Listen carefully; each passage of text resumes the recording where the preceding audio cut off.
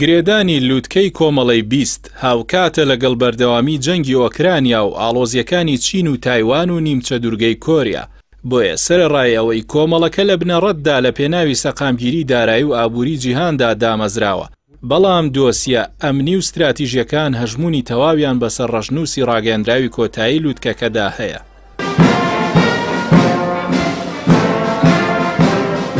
کۆمەڵەی 20 بە بڕیاری کۆمەڵەی حوتی ئابووری لە 26 ئەیلولی 1999 دا دامەزراوە. ئامانجی چەسپاندنی سەقامگیری دارایی و ئابووری جیهانە. بە تایبەتی لە سەدا 90 داهاتی جیهان پێک دێنێت و 2 لە 3 بازرگانی دانیشتوانی جیهان لە خۆی دەگرێت.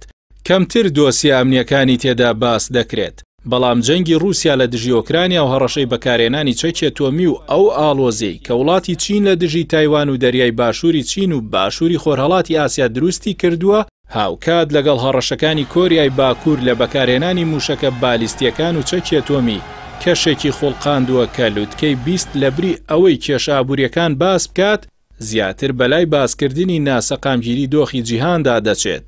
چونکە تێکچوونی سەقامگیری ئەمنی بۆ خۆی ڕاستەوخۆ کاریگەری نەرێنی لەسەر گەشەی ئابووری وڵاتان هەیە. بۆیە لە ڕەشنووسی ڕاگەیەندراوی کۆتایی لووتکەی بالی ئەندۆنسیادا بەڕوونی ئیدانەی بەردەوامی جەنگی ئۆکرانیا دەکات و ئەوەی بە هۆکاری ئاڵۆزی و بارگرانی ئابووری جیهان ناوبردووە کە دۆخەکەی خراپتر کردووە. هەمووان بە رووسیاشەوە ئیدانی کاریگەریە خراپەکانی جەنگ دەکەن بۆ سەر ئاسایشی خۆراک و وزە و هەڵاوسانی ئابووری. لە خاڵێکی دیکەی ڕەشنووسەکەدا هاتووە بە زانینی ئەوەی کۆمەڵەی 20 کۆڕبەندێکی چارەسەری بابەتە ئەمنیەکان نییە، بەڵام بابەتە ئەمنیەکان کاریگەری خراپیان لەسەر ئابووری جیهان هەیە. بۆیە نابێت ئەم سەردەمە سەردەمی جەنگ و بەکارهێنانی چەکی ئەتۆمی و هەڕەشەی بەکارهێنانی بێت. لە لووتکەکەدا ڕاجیایی لەسەر جەنگی ئۆکرانیا هەیە. وەزیری دەرەوەی رووسیا تۆمەتبارکردنی وڵاتەکەی ڕەت دەکاتەوە و جەنگەکەیان بە پاراستنی سنوور و دانیشتوانی هەرێمی دۆنباس ناو دەبات.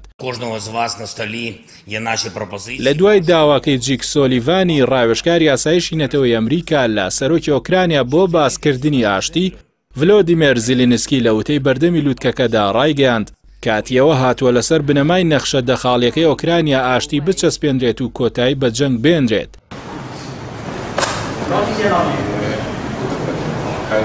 لە پەراوێزی لووتکەی بالیدا سەرۆکی ئەمریکا و چین کۆبوونەوە. جۆ بایدن لەو بارەوە ڕایگەیاند پێویستە لە نێوان چین و ئەمریکادا کێبڕکێ هەبێت نەک ململانێ. ئەوەش ئاماژەیەکی ئەرێنی هێورکردنەوەی دۆخە ئاڵۆزەکەی نێوانیانە.